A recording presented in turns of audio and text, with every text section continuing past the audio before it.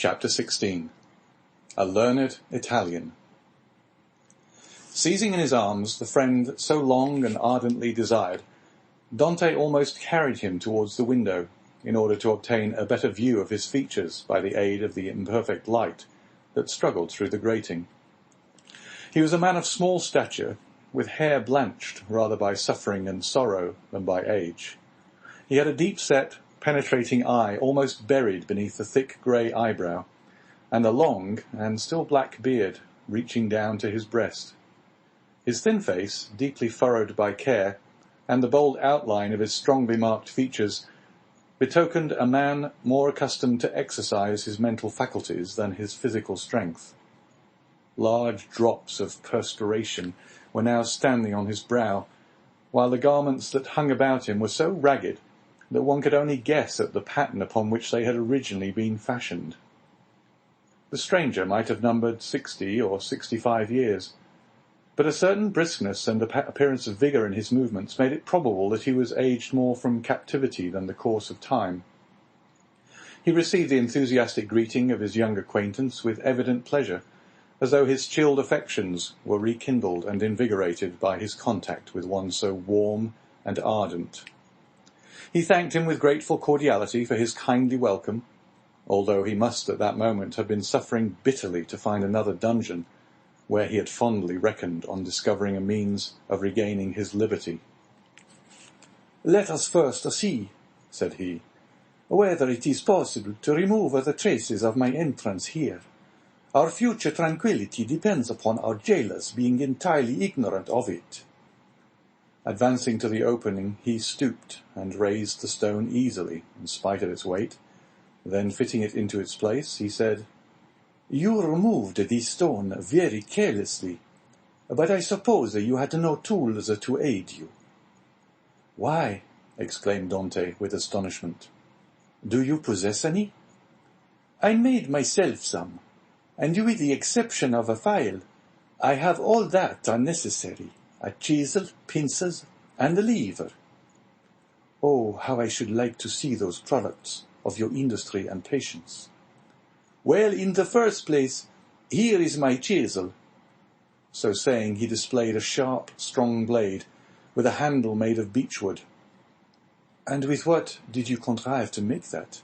inquired Dante. "With one of the clamps of my bedstead, and this very tool has sufficed me to hollow out the road by which I came hither, a distance of about 50 feet. 50 feet, responded Dante, almost terrified. "Do not speak so loud, young man. Don't speak so loud. It frequently occurs in a state prison like this, that persons are stationed outside of the doors of the cells, purposely to overhear the conversation of the prisoners." "But they believe I am shut up alone here." "That makes no difference." "And you say that you dug your way a distance of 50 feet to get here?" "I do. That is about the distance that separates your chamber from mine. Only, unfortunately, I did not curve right, for want of the necessary geometrical instruments to calculate my scale of proportion. Instead of taking an ellipsis of 40 feet, I made it 50. I expected, as I told you, to reach the outer wall, pierce through it, and to throw myself into the sea. I have, however, kept along the corridor in which your chamber opens, instead of going beneath it. My labour is all in vain, for I find that the corridor looks into a courtyard filled with soldiers." "That's true," said Dante, "but the corridor you speak of only bounds one side of my cell. There are 3 others. Do you know anything of their situation?" "This one is built against the solid rock, and it would take 10 experienced miners, duly furnished with the requisite tools, as many years to perforate it.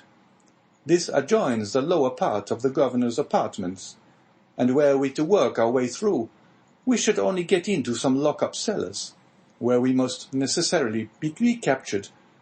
The 4th and last side of your cell faces on. Stop a minute. Now where does it face?"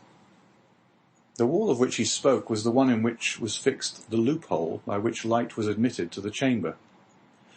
This loophole, which gradually diminished in size as it approached the outside to an opening through which a child could not have passed, was, for better security, furnished with 3 iron bars, so as to quiet all apprehensions, even in the mind of the most suspicious jailer, as to the possibility of a prisoner's escape. As the stranger asked the question, he dragged the table beneath the window. "Climb up," said he to Dante. The young man obeyed, mounted on the table, and divining the wishes of his companion, placed his back securely against the wall and held out both hands. The stranger, whom as yet Dante knew only by the number of his cell, sprang up with an agility by no means to be expected in a person of his years, and light and steady on his feet, as a cat or a lizard, climbed from the table to the outstretched hands of Dante, and from them to his shoulders. Then, bending double, for the ceiling of the dungeon prevented him from holding himself erect, he managed to slip his head between the upper bars of the window, so as to be able to command a perfect view from top to bottom. An instant afterwards he hastily drew back his head, saying, "I thought so," and sliding from the shoulders of Dante, as dexterously as he had descended, he nimbly leapt from the table to the ground. "What was it that you thought?" asked the young man anxiously, in his turn descending from the table. The elder prisoner pondered the matter. "Yes," said he at length, "it is so. This side of your chamber looks out upon a kind of open gallery, where patrols are continually passing, and sentries keep watch day and night." "Are you quite sure of that?" "Certain. I saw the soldier's shape, and the top of his musket. That made me draw my head so quickly, for I was fearful he might also see me." "Well?" inquired Dante. "You perceive, then, the utter impossibility of escaping through your dungeon." "Then," pursued the young man eagerly. "Then," answered the elder prisoner, "the will of God be done." And as the old man slowly pronounced those words, an air of profound resignation spread itself over his careworn countenance. Dante gazed on the man who could thus philosophically resign hopes so long and ardently nourished, with an astonishment mingled with admiration. "Tell me, I entreat you, who and what you are," said he at length. "Never have I met with so remarkable a person as yourself." "Willingly," answered the stranger, "if indeed you feel any curiosity respecting one, now alas, powerless to aid you in any way." "Say not so. You can console and support me by the strength of your own powerful mind. Pray, let me know who you really are." The stranger smiled a melancholy smile. "Then listen," said he. "I am the Abbe Faria, and have been imprisoned, as you know, in this Château d'If since the year 1811. Previously to which I had been confined for 3 years in the fortress of Fenestrelle. In the year 1811 I was transferred to Piedmont in France. It was at this period I learned that the destiny which seemed subservient to every wish formed by Napoleon had bestowed on him a son, named King of Rome even in his cradle. I was very far then from expecting the change you have just informed me of, namely that 4 years afterwards this colossus of power would be overthrown. Then who reigns in France at this moment? Napoleon II? No, Louis XVIII. The brother of Louis XVII? How inscrutable are the ways of Providence! For what great and mysterious purpose has it pleased Heaven to abase the man once so elevated, and raise up him who was so abased?" Dante's whole attention was riveted on a man who could thus forget his own misfortunes while occupying himself with the destinies of others. "Yes, yes," continued he, "it will be the same as it was in England. After Charles I, Cromwell. After Cromwell, Charles II, and then James II, and then some son-in-law or relation, some Prince of Orange, a stadtholder who becomes a king. Then new concessions to the people, then a constitution, then liberty. Ah, my friend, said the abbe, turning towards Dante and surveying him with the kindling gaze of a prophet, you are young. You will see all this come to pass. Probably, if ever I get out of prison. True, replied Faria. We are prisoners, but I forget this sometimes, and there are even moments when my mental vision transports me beyond these walls, and I fancy myself at liberty. But wherefore are you here? Because in 1807 I dreamed of the very plan Napoleon tried to realize in 1811. Because, like Machiavelli, I desired to alter the political face of Italy, and instead of allowing it to be split up into a quantity of petty principalities, each held by some weak or tyrannical ruler, I sought to form one large, compact, and powerful empire. And lastly, because I fancied I had found my Caesar Borgia in a crowned simpleton, who feigned to enter into my views only to betray me. It was the plan of Alexander VI and Clement VII. But it will never succeed now, for they attempted it fruitlessly, and Napoleon was unable to complete his work. Italy seems fated to misfortune. And the old man bowed his head. Dante could not understand a man risking his life for such matters. Napoleon certainly he knew something of, inasmuch as he had seen and spoken with him, but of Clement VII and Alexander VI he knew nothing. Are you not, he asked, the priest who here in Château d'If is generally thought to be ill? Mad, you mean, don't you? I did not like to say so, answered Dante, smiling. Well then, resumed Faria with a bitter smile, let me answer your question in full, by acknowledging that I am the poor mad prisoner of the Château d'If, for many years permitted to amuse the different visitors with what is said to be my insanity, and in all probability I should be promoted to the honor of making sport for the children, if such innocent beings could be found in an abode devoted like this to suffering and despair. Dante remained for a short time mute and motionless. At length he said, Then you abandon all hope of escape? I perceive its utter impossibility, and I consider it impious to attempt that which the Almighty evidently does not approve. Nay, but do not be discouraged. Would it not be expecting too much to hope to succeed at your first attempt? Why not try to find an opening in another direction from that which has so unfortunately failed? Alas, it shows how little notion you can have of all it has cost me to effect a purpose so unexpectedly frustrated, that you talk of beginning over again. In the first place, I was 4 years making the tools I possess, and have been 2 years scraping and digging out earth hard as granite itself. Then what toil and fatigue has it not been to remove huge stones I should once have deemed impossible to loosen?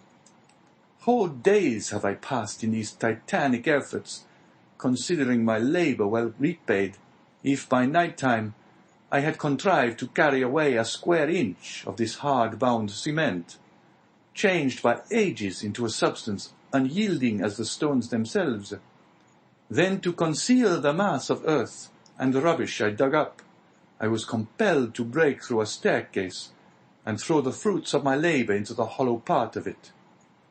But the well is now so completely choked up that I scarcely think it would be possible to add another handful of dust without leading to discovery. Consider also that I fully believed I had accomplished the end aim of my undertaking, for which I had so exactly husbanded my strength as to make it just hold out to the termination of my enterprise.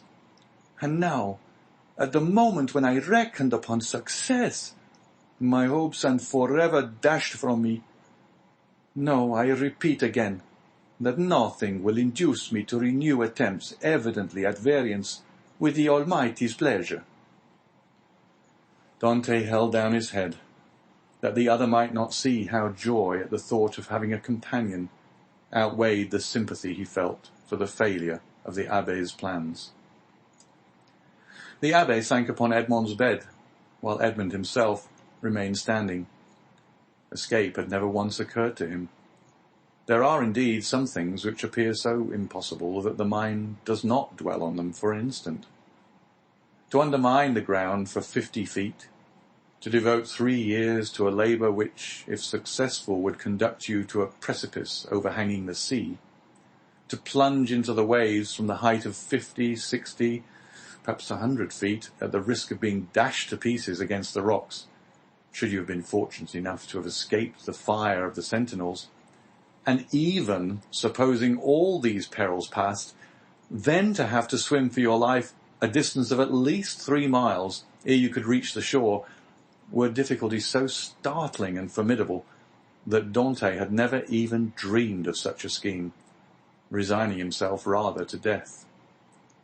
But the sight of an old man clinging to life with so desperate a courage gave a fresh turn to his ideas and inspired him with new courage. Another, older and less strong than he, had attempted what he had not had sufficient resolution to undertake, and had failed only because of an error in calculation. This same person, with almost incredible patience and perseverance, had contrived to provide himself with tools requisite for so unparalleled an attempt. Another had done all this. Why, then, was it impossible to Dante? Faria had dug his way through 50 feet. Dante would dig 100. Faria, at the age of 50, had devoted 3 years to the task. He, who was but half as old, would sacrifice 6. Faria, a priest and savant, had not shrunk from the idea of risking his life by trying to swim a distance of 3 miles to one of the islands, Dôme, Ratonneau, or Lumière. Should a hardy sailor, an experienced diver like himself, shrink from a similar task? Should he, who had so often, for mere amusement's sake, plunged to the bottom of the sea to fetch up the bright coral branch, hesitate to entertain the same project? He could do it in an hour. And how many times had he, for pure pastime, continued in the water for more than twice as long? At once, Dante resolved to follow the brave example of his energetic companion, and to remember that what has once been done may be done again. After continuing some time in profound meditation, the young man suddenly exclaimed, "I have found what you are in search of." Faria started. "Have you indeed?" cried he, raising his head with quick anxiety. "Pray, let me know what it is you have discovered." "The corridor through which you have bored your way from the cell you occupy here extends in the same direction as the outer gallery, does it not?" "It does." "And is not above 15 feet from it?" "About that." "Well then, I will tell you what we must do. We must pierce through the corridor by forming a side opening about the middle, as it were the top part of a cross. This time you will lay your plans more accurately. We shall get out into the gallery you have described, kill the sentinel who guards it, and make our escape. All we require to ensure success is courage, and that you possess, and strength which I am not deficient in. As for patience, you have abundantly proved yours. You shall now see me prove mine." "One instant, my dear friend," replied the abbé. "It is clear you do not understand the nature of the courage with which I am endowed, and what use I intend making of my strength. As for patience, I consider that I have abundantly exercised that in beginning every morning the task of the night before, and every night renewing the task of the day. But then, a young man, and I pray of you to give me your full attention, then I thought I could not be doing anything displeasing to the Almighty in trying to set an innocent being at liberty, one who had committed no offence, and merited not condemnation. "And have your notions changed?" asked Dante with much surprise. "Do you think yourself more guilty in making the attempt since you have encountered me?" "No, neither do I wish to incur guilt. Hitherto I have fancied myself merely waging war against circumstances, not men. I have thought it no sin to bore through a wall or destroy a staircase, but I cannot so easily persuade myself to pierce a heart or take away a life." A slight movement of surprise escaped Dante. "Is it possible," said he, "that where your liberty is at stake, you can allow any such scruple to deter you from obtaining it?" "Tell me," replied Faria, "what has hindered you from knocking down your jailer with a piece of wood torn from your bedstead, dressing yourself in his clothes, and endeavoring to escape?" "Simply the fact that the idea never occurred to me," answered Dante. "Because," said the old man, "the natural repugnance to the commission of such a crime prevented you from thinking of it. And so it ever is, because in simple and allowable things our natural instincts keep us from deviating from the strict line of duty. The tiger, whose nature teaches him to delight in shedding blood, needs but the sense of smell to show him when his prey is within his reach, and by following this instinct he is enabled to measure the leap necessary to permit him to spring on his victim. But man, on the contrary, loathes the idea of blood. It is not alone that the laws of social life inspire him with a shrinking dread of taking life. His natural construction and physiological formation—" Dante was confused and silent at this explanation of the thoughts which had unconsciously been working in his mind, or rather soul, for there are two distinct sorts of ideas, those that proceed from the head and those that emanate from the heart. "Since my imprisonment," said Faria, "I have thought over all the most celebrated cases of escape on record. They have rarely been successful. Those that have been crowned with full success have been long meditated upon and carefully arranged, such, for instance, as the escape of the Duc de Beaufort from the Château de Vincennes, that of the Abbé de Beauquois from Fort l'Evêque, of Latude from the Bastille. Then there are those for which chance sometimes affords the opportunity, and those are the best of all. Let us therefore wait patiently for some favourable moment, and when it presents itself, profit by it." "Ah," said Dante, "you might well endure the tedious delay. You were constantly employed in the task you set yourself, and when weary with toil, you had your hopes to refresh and encourage you." "I assure you," replied the old man, "I did not turn to that source for recreation or support." "What did you do then?" "I wrote or studied." "Were you then permitted the use of pens, ink, and paper?" "Oh, no," answered the abbé. "I had none but what I made for myself." "You made paper, pens, and ink?" "Yes." Dante gazed with admiration, but he had some difficulty in believing. Faria saw this. "When you pay me a visit in my cell, my young friend," said he, "I will show you an entire work, the fruits of the thoughts and reflections of my whole life, many of them meditated over in the shades of the Colosseum at Rome, at the foot of St. Mark's Column at Venice, and on the borders of the Arno at Florence, little imagining at the time that they would be arranged in order within the walls of the Château d'If. The work I speak of is called A Treatise on the Possibility of a General Monarchy in Italy, and will make one large quarto volume." "And on what have you written all this?" "On 2 of my shirts. I invented a preparation that makes linen as smooth and as easy to write on as parchment." "You are then a chemist?" "Somewhat. I know Lavoisier, and was the intimate friend of Cabanilles." "But for such a work you must have needed books. Had you any?" "I had nearly 5,000 volumes in my library at Rome.